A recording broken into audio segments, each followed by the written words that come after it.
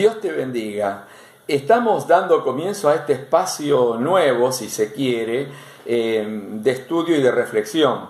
Siempre estudiamos la palabra del Señor de una u otra manera, pero queremos dedicar este espacio exclusivamente al estudio bíblico en breves minutos para que podamos crecer en el conocimiento de la palabra del Señor y, por supuesto, aplicarlo a nuestra vida. Al respecto, hemos llamado a este espacio Desde el corazón de Dios a tu corazón. Sí, porque este es el propósito, traer el pensamiento de Dios, la voluntad de Dios y colocarla y aplicarla a nuestra vida. El estudio de hoy tiene que ver con lo que vamos a necesitar, que es la mente. ¿Sí? Así que el estudio de hoy, y que va a continuar por algunas secciones más, se titula La renovación de la mente, una mente renovada. Y vamos a iniciar entonces buscando la palabra del Señor en el libro de Efesios, en el capítulo 4, versículo 23, que es nuestro texto que va a estar guiando este estudio sobre la mente, y es lo que responde justamente como propuesta de Dios a esta necesidad que tenemos. Dice así la palabra del Señor: y renuévense en el espíritu de sus mentes. Renuévense en el espíritu de sus mentes. Esta es la propuesta de Dios, que nuestra mente sea renovada, que nuestra mente vaya cada día justamente en una continua y progresiva renovación, cada día más. Obviamente hacia una mente que se corresponde a la voluntad de Dios, a los paradigmas de Dios. En este sentido, quiero que tengamos este primer pensamiento a manera de introducción. No podemos renovar lo que no entendemos o no sabemos. Lo repito, no podemos renovar lo que no entendemos o no sabemos. Obviamente tampoco podemos renovar lo que no queremos. Así que la renovación implica un conocimiento y un deseo para que esto ocurra. Bien, vamos a ver este estudio de la mente, que puede tener una diversidad de enfoques, ¿sí? Y una diversidad de perspectivas para hacerlo. En primer lugar, tenemos el estudio de la mente desde la perspectiva orgánica en sí, es decir, anatómica, si se quiere, biológica, desde el punto de vista funcional. En segundo lugar, encontramos la otra perspectiva, que es la perspectiva psiquiátrica, que también está dentro de este orden natural médico y que obedece a patologías o a disfuncionamientos de la mente en cuanto a su composición, sin partes que están fallando, la psiquiatría. Y es decir, cuando la persona está alienada o en realidad ya no tiene control de su mente, ¿sí? Y ya es un tema médico, orgánico. Otro aspecto importante y otra perspectiva es la perspectiva psicológica, que ya tiene que ver con lo conductual, ¿sí? La manera en que la persona expresa o interpreta justamente la conducta. Y otro aspecto también importante, otra perspectiva, es la filosófica, porque desde la filosófica se van formando paradigmas, formas de pensamiento y lineamientos de pensamiento. Y también otra perspectiva de la mente la vemos desde lo emocional, es decir, la mente tiene mucho que ver también con las emociones, y en este aspecto porque Dios nos creó también de esa manera, y esto está vinculado también al aspecto de la mente. La tristeza, la pena, los aspectos valorativos, la estima, bueno, todos estos aspectos que hacen también a la valorización y que tiene que ver con nuestras emociones. Y por último, tenemos el enfoque de la perspectiva espiritual, que es lo que nos va a corresponder en este caso, es lo que vamos a estar enfocados. La perspectiva de nuestro estudio no va a ser necesariamente orgánico, ni psiquiátrico, ni psicológico, ni filosófico o emocional, sino que vamos a ir al aspecto espiritual de la mente. ¿Por qué? Y porque justamente la Biblia hace justamente énfasis en este aspecto de la mente de una manera muy notoria. Ahora vamos a ver facultades de la mente, porque es muy importante para poder renovarnos entender qué facultades tiene la mente y saber qué es lo que debe renovarse o cómo renovarse. La primera facultad de la mente que nos hace conscientes es el pensamiento. Alguien dijo alguna vez, pienso y luego existo, ¿sí? Es decir, el pensar me da justamente la comprobación de mi existencia, estoy pensando. Es la parte consciente. Así que una de las facultades fundamentales son los pensamientos. Otro aspecto importante y facultad de la mente es la imaginación. La mente puede imaginar. En ese aspecto es como que si fuera creativa de alguna manera, aunque lo más correcto sería definirla como que fabrica, ¿sí? Así que pues no se puede imaginar lo que no se conoce, ¿sí? Siempre lo hacemos en referencias a cosas que conocemos. Bien, justamente este aspecto del conocimiento es la tercera facultad. La mente está facultada para conocer y de hecho justamente las características de las personas se van dando a través del conocimiento, de los diferentes estadios de la vida, de los ciclos vitales de la vida, bebé, niño, preadolescente, adolescente, joven, y después, bueno, las diferentes condiciones y estadios que se van dando en la vida, ¿sí? Otro aspecto importante, otra facultad de la mente es recordar. El recuerdo, aunque no todos tienen la misma capacidad de memorización, no todos tienen, ¿sí? La memoria es una facultad para todos los seres humanos. De la memoria justamente se va a alimentar justamente el hecho de poder estar creciendo y evolucionando también hacia lo nuevo, tomando de lo que ya sé. Y es lo que nos liga y nos vincula también la memoria a los seres queridos y a las cosas que tenemos que hacer y a todo lo que significa la administración de la vida y los proyectos. Así que la memoria es muy importante, lo que justamente ya conocimos y recordamos. También en la memoria trabaja la conciencia, que trabaja como recopilando los archivos de nuestro historial, de nuestra mente, de las cosas que hemos hecho. Y otro aspecto también de la mente, otra facultad es entender. Tenemos la capacidad para entender. Por supuesto que está ligada también a estadios de la vida. Vamos entendiendo progresivamente en base a ir accediendo justamente al conocimiento. Así que estas son facultades de la mente y es importante para el cristiano o para el Hijo de Dios, porque justamente la conciencia del ser humano, el consciente del ser humano tiene que ver con estas cosas, y cuando hacemos sanidad interior o cuando tenemos que justamente ministrar a una persona en consejería, liberación, lo que fuera, estas cosas son fundamentales. ¿Cuáles son sus pensamientos cuando le escuchamos? ¿Sí? O cuando se expresa, qué tipo de imaginación tiene en cuanto a sus proyectos o temores o angustias, o también a el conocer, qué conoce de la palabra de Dios o qué conoce de la vida, y fundamental, qué es lo que recuerda, porque el recuerdo es fundamental para el arrepentimiento. A veces cuando ministramos el arrepentimiento le decimos a la persona, bueno, me arrepiento de todo lo que soy consciente y aún de lo que soy inconsciente, es decir, que aún no recuerda, pero sabemos que somos pecadores. Por ejemplo, los pecados de omisión, a veces los recordamos y otras veces los ignoramos, no los conocíamos, cosas, deberes que teníamos que haber hecho y responsabilidades. Y entender. En la medida en que se dé el entendimiento está la posibilidad de hacer concretamente corresponderse a la acción que sigue.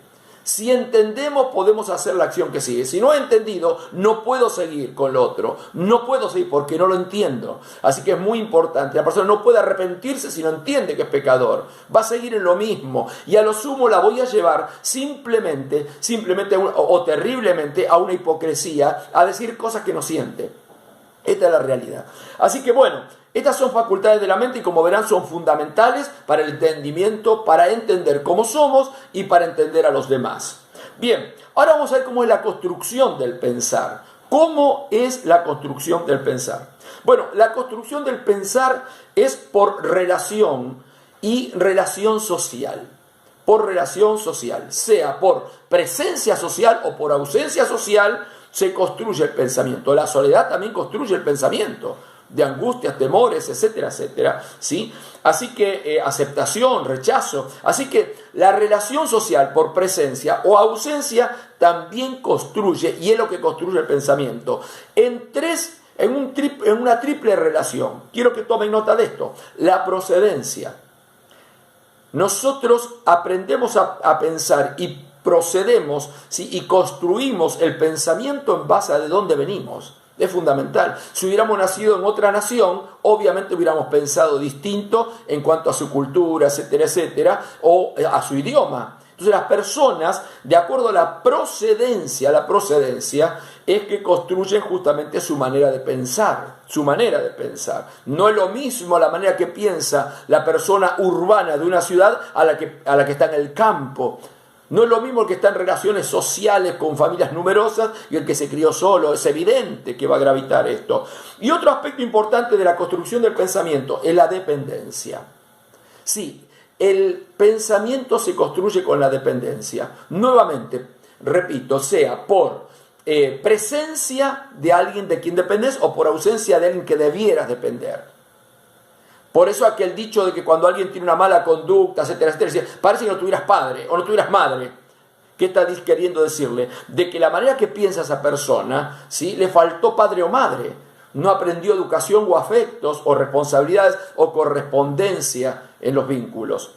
Otro aspecto importante en las relaciones que construyen el pensar es la trascendencia. Sí, la trascendencia permite que se vaya construyendo el pensamiento. Si hay trascendencia, se hace un pensamiento positivo, un pensamiento dinámico, un pensamiento de esperanza y de seguridad. Quien sabe que trasciende, que esto sigue en otra cosa o en otro lado, ¿sí?, o a través de sus hijos o a través de lo que va a hacer más adelante. Bueno, el que tiene trascendencia y sentimiento de trascendencia, que sabe hacia dónde va, entonces construye un pensamiento sólido, un pensamiento que tiene mucha fuerza, un pensamiento que le permite justamente seguir una línea. Fíjense en el Salmo 23, cómo el salmista David tiene, por un lado, procedencia. El Señor es mi pastor.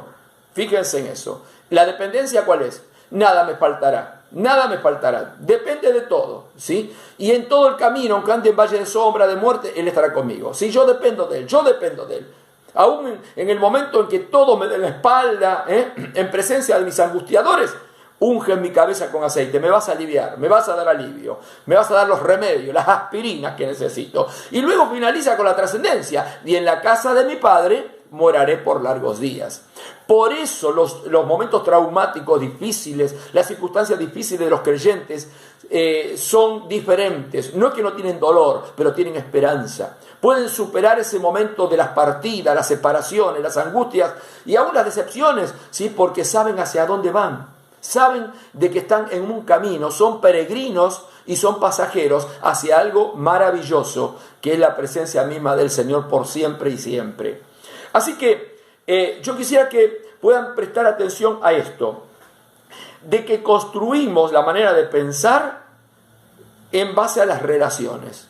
Es decir, lo que vemos y oímos, ahí va a salir ahora y lo vas a ver ahí. Lo que vemos y oímos es lo que construye el pensamiento. Fíjate vos, en Hechos 4:20, búsquenlo, Hechos 4:20, los apóstoles Pedro y Juan los habían llevado presos por predicar el evangelio de Jesús, por dar testimonio de Jesús, y les prohibieron de que testificaran el nombre de Jesús. Y ellos dijeron, en el Hechos 4:20, no podemos dejar de decir lo que hemos visto y hemos oído. Y el apóstol Juan luego va a decir, ancianito, ya escribiendo su primera carta de Juan, en el capítulo 1, versículo 3, dice que lo que hemos visto y oído, esto les testificamos.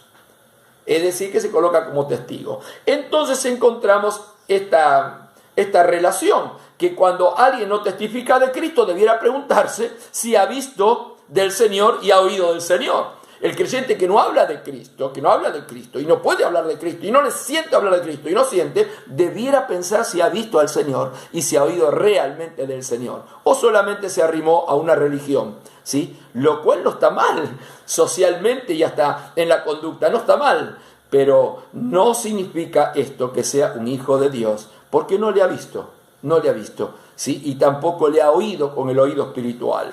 Bien, ahora vamos a ver la formación de nuestro pensamiento. ¿Qué es lo que hace nuestro pensamiento? Lo construimos y nos forma. ¿Y qué es lo que forma? Miren, allí está. Principios de la vida, En base a cómo construimos el pensamiento, nacen los principios y las personas son de una determinada manera y en base a eso toman sus decisiones.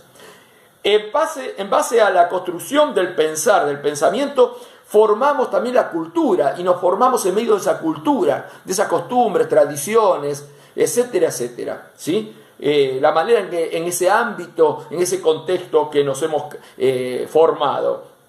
También en la construcción del pensamiento formamos las ideologías. Es decir, de ahí tomamos las banderas por las cuales queremos luchar, sean por los pobres, por los perdidos que no tienen a Cristo, en fin, tomamos esas ideologías, eso es lo que mueve mi vida, ¿sí? Eso es lo que mueve mi vida. Y también formamos la cosmovisión. ¿Qué es la cosmovisión? Bueno, cosmos significa universo, visión ya sabemos lo que es ver, es cómo yo veo el universo. ¿Cómo veo el universo? ¿Cómo lo veo? Lo veo desde mi ombligo, como suele decir a veces el pastor Omar, me miro a mí mismo o tengo una visión amplia del mundo, de la gente, los vecinos, el país. Entonces, ¿cuál es mi cosmovisión? ¿Es chiquita, es limitada o es amplia? Bien, y también en base a la manera que construimos nuestro pensamiento es que se establecen nuestros propósitos. Sí, la manera en que pensamos, ahí se establecen los propósitos de nuestra vida, los propósitos, el para qué estamos. Bien, ahora vamos a ver entonces la mente a la luz de la Biblia, ¿sí? Lo primero que quiero que sepan es que Dios conoce y examina la mente humana. Dios conoce y examina la mente humana. Fíjense en Jeremías, capítulo 17, versículo 10. Vamos a estar, Jeremías, tenemos dos pasajes, así que prepárenlo. Dice así: yo Jehová que escudriño la mente y que pruebo el corazón. Yo Jehová que escudriño la mente y el corazón. Bueno, dejen allí marcadito porque entre un ratito volvemos allí, a Jeremías también. Así que Dios conoce justamente la mente y el corazón. Ahora bien, en la Biblia, la mente es sinónimo de corazón. Es decir que corazón, la palabra corazón es un adjetivo, adjetiviza justamente lo que es el total de la mente, con todas sus facultades que ya hemos visto. Y esto redunda en la personalidad. La Biblia dice que conforme a cómo piensa, cómo es su corazón, redunda en la personalidad que tiene esa persona. ¿Cómo es tu personalidad? Bueno, fíjate cómo es tu corazón, tu manera de pensar, fíjate. Mira, en Proverbios 23:7 dice, porque cuál su pensamiento tal es él. Proverbios 23:7. Es decir, que la conducta humana está dada entonces tal cual como es la mente o como piensa la persona. Así que es importante la conducta humana. Repasamos. Entonces, en la Biblia, mente es el corazón y el corazón es la mente. Si no es una cuestión de órganos, es una cuestión de la personalidad. Y esto redunda en la conducta humana, porque conforme a cómo piensa la persona, cómo siente la persona, ¿sí? Conforme a esa personalidad está la conducta de esa persona. Bueno, en Génesis 8:21, quiero que vean algo muy interesante. Génesis 8:21, ya lo vamos a encontrar aquí el pasaje. Nos habla de que la característica del ser humano como persona, ¿sí? El ser humano como persona, como naturaleza, como ser humano después que cayó en pecado. Y dice así la palabra del Señor, dice así. Dice que porque el intento del corazón del hombre, de su pensamiento, de su manera de pensar, ¿sí? Porque el intento del corazón del hombre es malo desde su juventud. Génesis 8, versículo 21. Génesis 8:21. Porque, diríamos, el corazón del hombre, o la manera de pensar del hombre, o del ser humano, es malo desde su juventud. Así que Dios no lo aprueba. Por eso en Romanos 3:23, pueden anotarlo, dice que por cuanto todos pecaron dentro de lo que es el género humano, por cuanto todos pecaron, están destituidos de la gloria de Dios.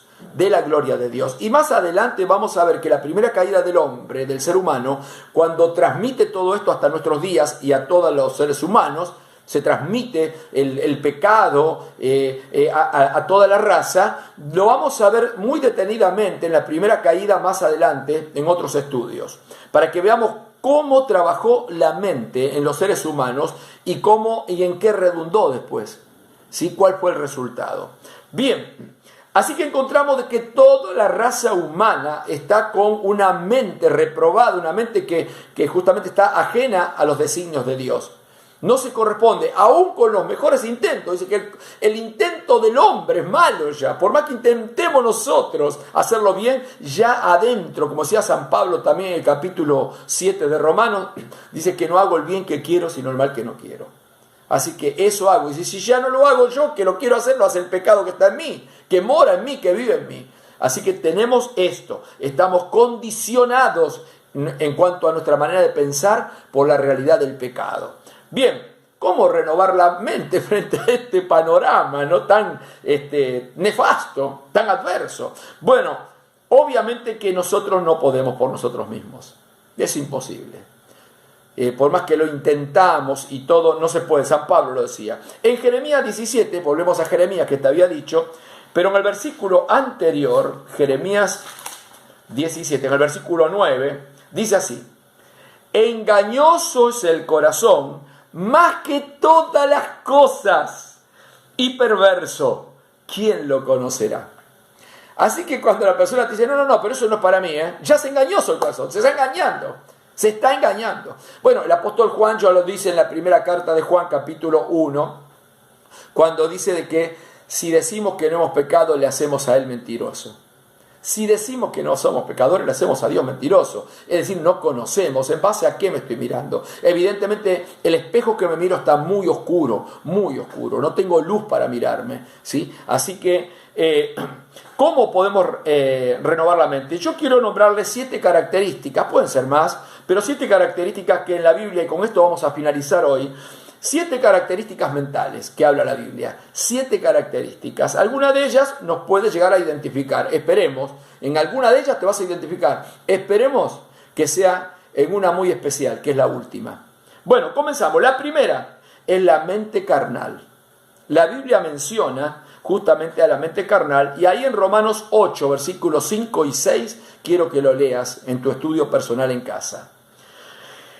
Luego tenemos la mente entenebrecida, que también está allí la cita bíblica en Efesios 4, 17. Y lo podés leer hacia adelante también, capítulo 4, leerlo hacia adelante, que te va a estar hablando justamente sobre todo lo que es la mente entenebrecida, ¿sí? Y hasta el versículo 18, te va a estar hablando, 19 inclusive, 19, así que tomen nota de eso, de Efesios 4, 17 al 19. Bien, en tercer lugar, la mente corrompida, lo encontramos en Tito 1, 15, la mente corrompida. Cuarto lugar, la mente vana, o la mente de vanidad, Efesios 4, 7. La mente reprobada, ¿sí? Descalificada por Dios, rechazada, Romanos 1:28. La mente cauterizada en 1 Timoteo 4:2. Y la mente espiritual, que es lo que queremos cultivar, en Romanos 8:5. Esa mente espiritual que solamente la podemos tener en base a 2 realidades. La primera realidad, la del Espíritu Santo. Y la segunda realidad es la palabra de Dios en nuestro corazón. Para eso tenemos que conocerla, leerla, que nos va a permitir tener toda la higiene mental para identificar lo que está sucio, sacarlo y instalar la mente de Cristo. Así que qué importante es esto. No es fácil localizar, porque es engañoso el corazón, localizar dónde está lo sucio, dónde está lo hipócrita, dónde está lo perverso, dónde está la iniquidad metida adentro, la mezquindad, los temores que nos llevan inclusive a ser religiosos, temores que nos llevan a ser religiosos para no enfrentarnos con nosotros mismos. Tengamos cuidado, necesitamos el Espíritu Santo. Una mente espiritual necesita que la palabra de Dios sea un espejo para su alma. Bueno, vamos a hacer una oración y vamos a finalizar de esta manera el estudio de hoy. Ora conmigo diciéndole: Señor Jesús, Yo necesito la mente espiritual. Quiero renovar mi mente. Necesito tu mente, Señor, y tu manera de pensar. Obra en mi corazón. Lávame y límpiame. Quita toda iniquidad, Señor. Señor, examina y prueba mi corazón y ve si hay engaño en mí, Señor, y límpiame.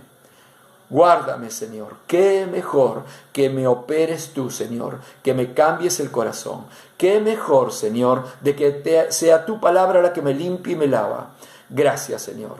Me pongo en tus manos para que tu Espíritu Santo complete tu obra en mí. Renuévame, Señor, en el espíritu de mi mente. En el nombre de Jesús. Amén y amén. Dios te bendiga y será hasta la próxima. Caminemos siempre, siempre, siempre, tomados de la mano de Dios.